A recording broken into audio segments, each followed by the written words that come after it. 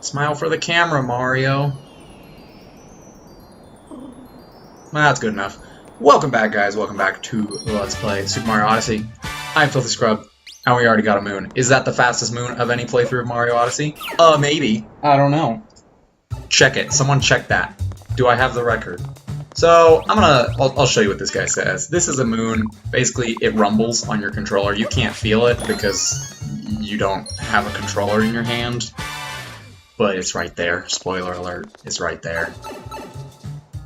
Anyways, in the last episode, we started the game. We got our Cappy friend.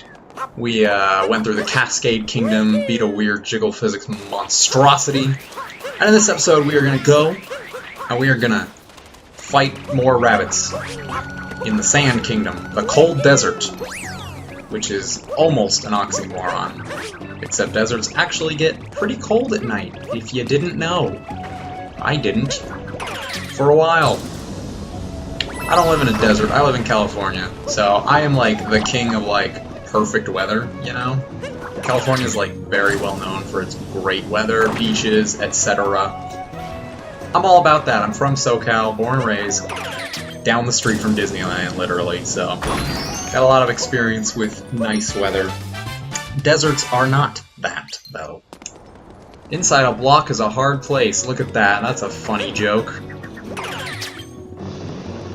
Bullet bills are, like, okay to control in this game. I don't love them. They're kind of... the thing about this game is it's very responsive, which is nice. Except for when you don't want it to respond so well to you, you know? Like, sometimes it's a little too sensitive. Oh, that was close. I meant to dive, and somehow I ended up doing a stomp. But I landed on the bill. We good, guys. We good.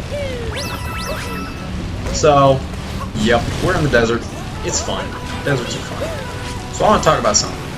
And this is, has nothing to do with Mario, but I want to talk about this. I watched Bandersnatch. It's the Black Mirror Netflix experience, right? It's basically like, it's basically a choose-your-own-adventure show. It's like a movie, but you, like, choose your own adventure. And it is the coolest thing. Like, my mind was blown multiple times. I asked you to duck, Mario. Come along. It was the coolest thing, though. I cannot recommend it enough. If you like Black Mirror, definitely watch it. It's on Netflix. It's not in the actual Black Mirror show. It's like a separate thing. It's not part of the show on the Netflix menus. But basically, I'll give a little synopsis of it for anyone who doesn't know what it is. Basically, it follows the story of this boy named Stefan, this young lad named Stefan, who is developing this video game called Bandersnatch. It's based off a book called Bandersnatch, go figure, but the book is a choose-your-own-adventure book. So he's developing this video game. It's like set in 1984 or something. So like, you know, like very early video game days. And basically throughout the episode you pick what he does, you pick how it works, you pick how... It starts off very simple with like, what breakfast do you want this morning? Do you want Frosties, which is like British Frosted Flakes, or do you want Corn Puffs or something? And so you pick your breakfast, and it doesn't affect the story other than like you see a commercial for that breakfast later. But like it's very simple, very eases you into it. But then like as you get going, the choices get more and more intense, and like at some points you make some very severe like bad life choices, and like you basically just screw up this kid's life for like an hour and a half. And it's really interesting. It's really cool because, like, it's like the books. Like, I don't know how many of you ever read those choose-your-own-adventure books. I read one or two, and they were very small ones. They weren't, like, super big, in-depth books. They're very small books, but, like, it would have, like, the choice of, like, oh, you're in a forest, you go right or left, and if you go left, you fall in a pit, and oh no, you died, go back to page whatever. And if you go right, then you encounter, like, a bear. What do you do? Do you run? Do you fight? What do you do? And so, like, every choice you make affects other choices, you know? And I think that in and of itself is a cool idea for entertainment, because, like, it's how life works, you know? You say, oh, I want to do this, and then you make a choice, and then, oh no, that choice led to something bad or good, you know?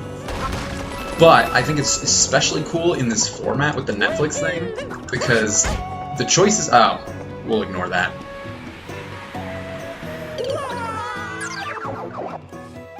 Anyway, as I was saying, before I fell to my death, it's cool in the Netflix setting because you make choices for the story, but then like, oh, I did this wrong. Let's see if I can still get them. Oh, no, okay, that's fine. Well, we missed one purple coin. We'll come back for it later. But anyways, you make choices, and like, as you go back and redo choices and change choices and stuff, the characters in the story remember the choices you've made. And so, like, this might be a little bit of a spoiler, but basically the show goes from this, oh, it's a cool movie where I pick what I do, to this, like, existential horror movie where, like, yeah, where, like, you, basically screw up this kid's life, and, like, you have to make choices and, like, fix it, but he becomes self-aware and he starts to realize that he's not making choices for himself, and like your choices affect other choices, and it becomes really weird and meta and super cool, and I cannot stress enough, it is something that I would highly recommend. I will say it is, I'm pretty sure it's rated TV mature, whatever the highest rating on TV is, because there is a lot of language, there is some intense choices you can make that may or may not involve violence and limbs being removed, and you know, it gets a little intense, but it is super cool, and it's a little scary. It's not like, I don't know, I'm really bad at scary movies, like I'm a wuss, I'll scream at anything, you know, but like, it's scary in the sense that like, it knows what you're doing, and so like, I don't know, there is some scares, there is some jump scary moments, but for the most part, it's more just atmosphere, which I like. I like that a lot in horror. I think atmosphere is a lot more important than... That's not what I wanted to push. I think atmosphere is a lot more important than, like, actual jump scares and making you shiver and whatever. So highly recommend it. Bandersnatch. It's by British people, too, so it's not Bandersnatch, it's Bandersnatch. I'm sorry to any British people that stumble on this video for my poorly done British impression, but... it is really cool. I don't know, if you guys watch it, if you guys have seen Black Mirror, then you kind of know what you're getting into. Like, literally the first episode of Black Mirror involves sex with a pig, so... it's a little out there, but it's not that bad, it's not that intense, but it's a super cool experience, and it's something that I cannot recommend enough. And it's been tripping me out, too. It made me, like, very, like, kind of existential crisis, where you're like, did I make the choice? Did he make the choice? Did anyone make a choice? What is choice, you know? But it's cool. I like it a lot. I want to get more into Black Mirror, because I really like the whole Twilight Zone setting.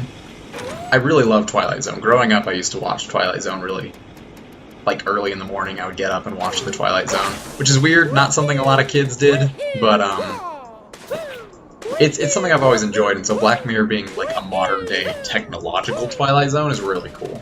And it's a show that I can really get behind, even if there is some very questionable content at points. Anyways, we are going to gather some sheep. We're going to be a shepherd real quick. This is one of the more exciting moons early on, because who doesn't love collecting sheep? But there are some later sheep collecting missions that are kind of annoying, because you gotta get like 6 of them from across the entire kingdom. You know what I'm talking about, game. Oh no, sheep, I'm sorry. Oh wow, I didn't know he could bonk me. Did he just run off the edge? Jerome. I'm naming him Jerome. And he just ran off the edge. What a brat. Jerome, let's talk about it. I'm sorry I bumped you into a cactus, okay? I'm sorry, but you don't need to go jump off a cliff, okay? Thank you. Jeez. No respect. These sheep come in here with no respect for me or my house. This is funny. I'll read this guy's text. I like him. He's all like, I got a customer waiting, but from the looks of this mess, I'm not going anywhere anytime soon. Oh, no, this isn't the funny one. It's funny later when you unfreeze the car. He says something to the effect of like, had some car trouble you would not believe. It's funny. It's funny because these guys are all like bitter New Yorkers. Pretty much. That's what I envision New Donk City residents as in this game. I don't know if that's canon, but I like it. I think it's funny. Alright, let's get this boy over there. Come on, Raphael. Off we go. I'm just gonna shove my face into his butt. Why not, you know? Sometimes you just need a little sheep butthole in your face. What are you gonna do? Go, Raphael. No, Raphael, what are you doing? Don't do it. Life is worth it. Don't do it, Raphael. No. Okay, good. I don't know if they can actually run off the edge. I think they can only run off the edge if you let them run into a cactus like that, because I'm a bad sheep owner. I'm sorry. Raph, come on, boy. Come on. Can I just stomp him? I'll just stomp him. I think that's the only way they run off the edge, but not 100% sure. Remember when I said I wasn't going to explore too much and I was just going to go for the story moons? It's hard not to explore in this kingdom. Like, it's so big. Like, just for perspective, right? That's the map. Which, like, it's nothing compared to, like, a Breath of the Wild map, right? But, like, this is the starting area, and we went through all this, and this, and this, and now we're up here. And it's like, it's big! It's a big place! I like it. And I bonked. Okay. It's a cool place. I like it. I like this kingdom a lot. I think it's very fun. Actually, that's not true. I hated this kingdom on my first run through. I was miserable the whole time, because I was trying to do it without a walkthrough, right? My first blind playthrough, I was like, I want to do this without looking up stuff. This kingdom ends up having, I think, 89 moons by the end of the game. And, like, some of them are not intuitive. Some of them are very intuitive. Some of them are not at all. I'll show one in the next room that I feel like is not very intuitive.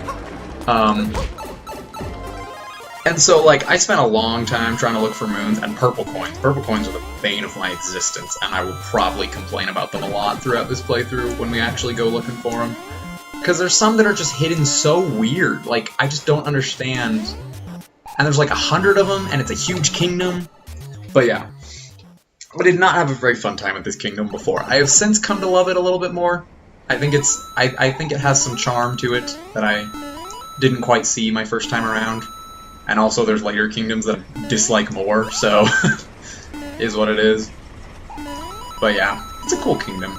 It's a cool concept, basically, that Bowser... we kind of skipped over it, but basically the story is that Bowser froze the desert. And you have to go thaw it out, pretty much. And they don't really ever explain how you thaw it out, you just kind of do. Like, they don't really explain how it got frozen or how it gets thawed out. They just kind of do it. But it's Mario, what do you need? You don't need that. You don't need story in this game. It's Mario, you go save Peach. Alright, ready? This is one of the more unintuitive moons, in my opinion. It's just kind of weird. I don't know. So you gotta go in this bullet, right? You gotta jump out, come up here, and ride this. And, like, there is a little bit of a gap to be like, oh, look, you gotta come in here. But, like, my first few runs through, I think I actually had to look this one up. I think I had to look up a few of them. Well, no. No, I didn't look it up. I did the hint toad, which we shouldn't have to do. I've played this game enough that we probably shouldn't have to do a hint toad for this, But yeah, so I was like, I had no idea where it was. And like, yeah, there is a little bit of a hint. You can see a gap in the wall, but like, it's where the platforms are going. Why are you gonna think that's where the moon is? I don't know. Someone's gonna be like, no, that's the easiest moon. I don't know what you were saying. It's not hard at all. You're just dumb. It's probably true, but what are you gonna do? Alright, let's fight a, weird-looking bunny thing, because why not? Also, I'd like to bring this up. What is the purpose of a sail if your ship flies with a motor? What is the point of that? What are we accomplishing here? Isn't the entire point of a motor so that you don't have to have a sail? And vice versa, isn't the entire point of a sail so that you can just use the wind? Here I go again, questioning Mario. What am I doing? I actually really like this boss fight. I think it's cool. I think it's fun. It gets a little bit more difficult in the future. Spoiler alert, you fight them more than once. But, like, it's a cool idea that she flies around. Because if you just let her fly around, then she, like, lets off these bombs, and they, like, explode, and make the floor more lava-y. Hard to do. So it's fun. I have a good time with it. She's actually the only boss that you can't, like, super speed run through. Every other boss has, like, way cheap ways to beat them that I'm probably gonna do, because I don't feel like putting effort into this game. Let me correct that, I don't feel like putting effort into the story. I'll put effort when we go find other moons, because some of them take a lot of effort. But for the actual story, is what it is. I will probably, I don't know what time frame I want to do for my videos. I'm thinking somewhere between 15 and 20 minutes. But I'll probably do this one a little bit longer just so we can finish up the kingdom and not feel like we just walked around the desert for 20 minutes. I will probably go finish up the story in this kingdom for this episode and then end it. I gotta make some dinner. I'm going to a show tonight. Going to I don't know what it is. It's a storyteller? I don't really know. Look at that hole. Oh, yeah. I'm sorry, I'm 12. But he's supposed to be really funny. He's supposed to be really cool. I'm going with a girl that I think is pretty cool, so it'll be fun. It's like a casual, like, friend date kind of thing. It's not like a super, like, oh my gosh, I'm the mirror, you know? Actually, let's just warp. It'll be quicker. Let's just warp. Because I don't feel like walking through the desert with all these little skull boys around. They get real annoying real quick. I don't want to deal with them. Okay, where's the hole? Oh yeah, let's enter it. Let's get right up in that hole. You know, I want to be more family friendly on my YouTube than I am on my Twitch. It's not going so well so far, I apologize. Again, I could question this and say, how is this hole so deep? It's in the desert, like what is happening? But I'm not going to, because you know what? I just don't have time for that. As you can tell, I got movement in this game down to a T.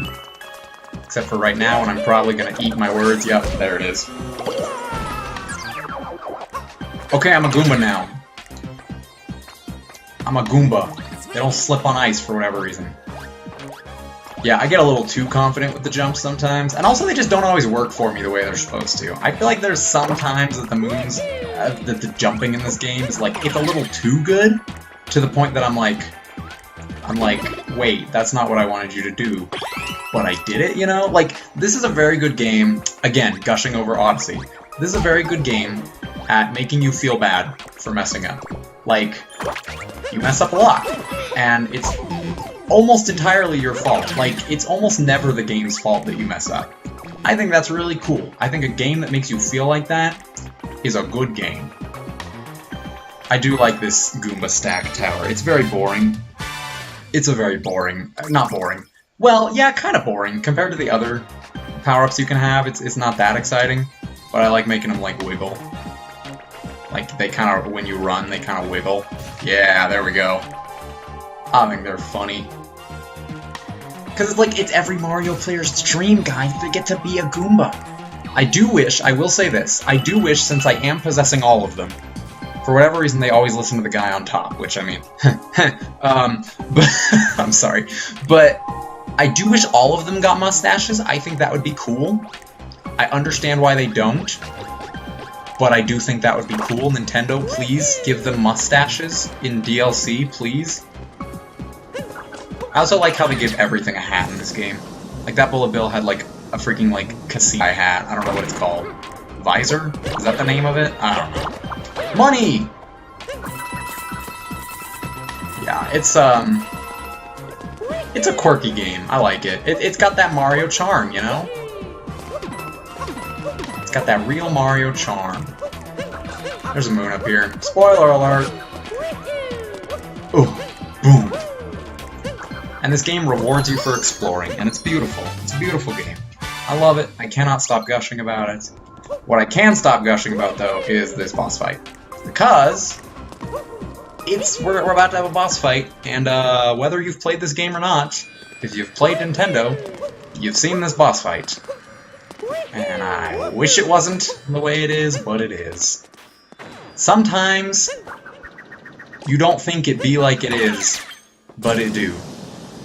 You can also shake his bullet bills to go faster, but they actually tell you that. They don't tell you that with the chain chomps.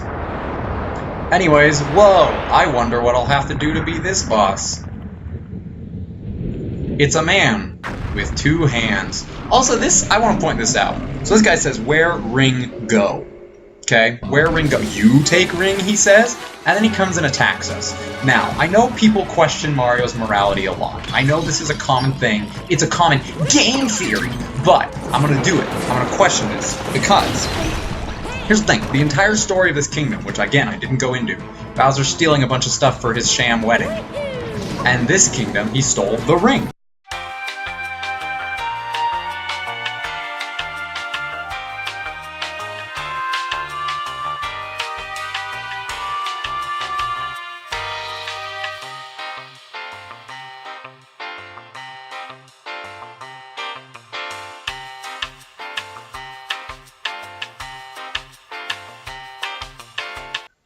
Okay, so things happened. Sorry, my computer froze. Anyways, so we're like a phase further in the boss fight right now. We're not too far ahead, so don't sweat it. You didn't miss much.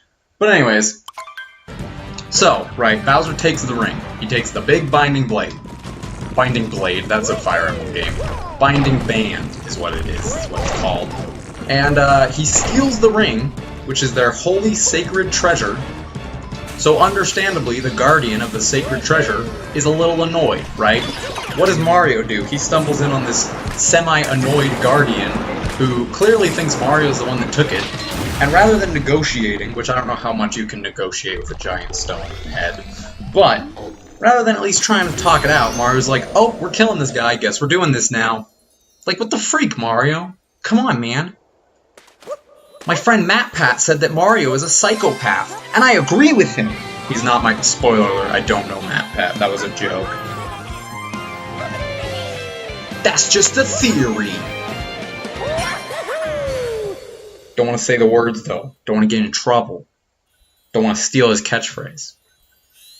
Anyways, hopefully this works out. Hopefully this edits cleanly. I don't know.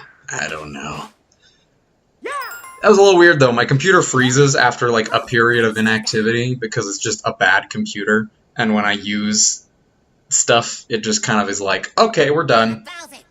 So that was a little stressful. But anyways, that's that. I may have to re-record this episode. We'll see. Hopefully not, though. Hopefully. So, yeah, that's that. We got the moons. We will throw our hat on this thing next time. Thank you guys so much for watching again. Please check out my Twitch in the description box below. I stream Wednesdays, Fridays, and Saturdays. And as always, have a good one.